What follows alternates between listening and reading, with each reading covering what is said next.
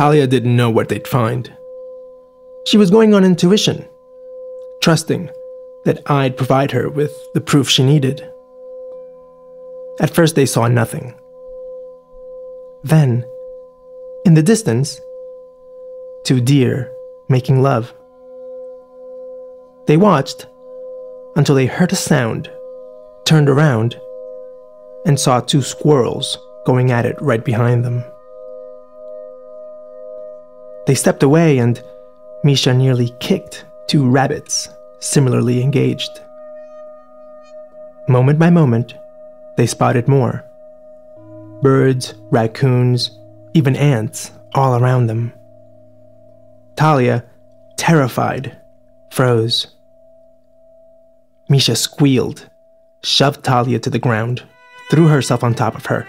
She ripped open Talia's dress, then grabbed a handful of dirt and dead leaves and rubbed them on Talia's stomach and breasts. Neither of them had me on their mind anymore. Misha kissed Talia in the area where the right thigh and lower abdomen meet, just south and in of Talia's pronounced hip bone, and softly dragged her lower lip left to Talia's outer labia. Misha drew a breath and exhaled, a hot, throaty gust, then filtered through puckered lips. She tipped the upper left quadrant of Talia's clitoris, a touch indistinguishable from hovering proximity, and both women gasped. Misha couldn't grasp what she'd felt. She kissed it to confirm, and yes, felt it again. Then she stopped questioning. She went all in, so to speak, and felt everything on her own clitoris.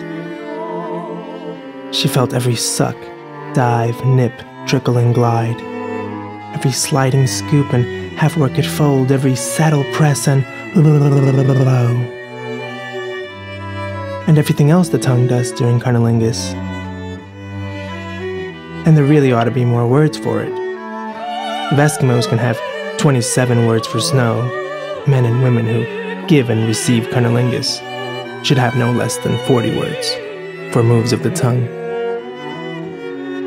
Feeling everything herself, Misha knew better than ever how to time herself, when to switch it up, when she was pressing too hard or too soft, when her tongue was too dry, so that it was the best head either woman had ever received.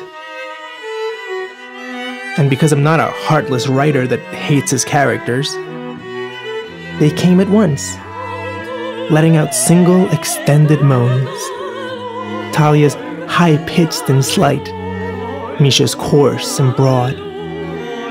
As they sighed and recuperated, they heard their moans echo, alternating, all over the mountain. These echoes yielded echoes of the echoes, modulated slightly in pitch and rhythm, which rang over the original echoes. And these echoes of echoes yielded third-level echoes, modulated yet again, bringing over the previous two, and so on, so that for minutes, the women listened to what became a grand fugue of their natural ecstasy. And that's how it came to be that Misha believed Talia when she said they were ridden. After the orgasm, I gave Talia more information about me, bit by bit, usually through the same method. She'd reveal in conversation with Misha something she hadn't known she knew. I never gave them any further proof. I wasn't about to start writing all kinds of supernatural events to sate some stubborn skepticism on their part. Besides, Talia knew she didn't need proof even the once, and Talia's all that matters. Should Misha someday doubt what she experienced, well, I could write that, but it wouldn't matter. Talia knew the way you know your name. or that a hand is called a hand and not a stove. Once a week or so, they would visit the spot on the mountain, make love, and meditate. During these meditations, I would transmit images and words to show Talia more about me. She would share these with Misha, and they'd discuss for hours how lucky they were to know of me, how grateful they were to me, not just for writing them, but for writing them to have happy lives, to be good people, to have found each other. They never groveled or swore allegiance. I let Talia know from go that that is not what I wanted from them. If I was going to be their god, then their method of worship should be personal freedom, everyday joy, and many, many orgasms.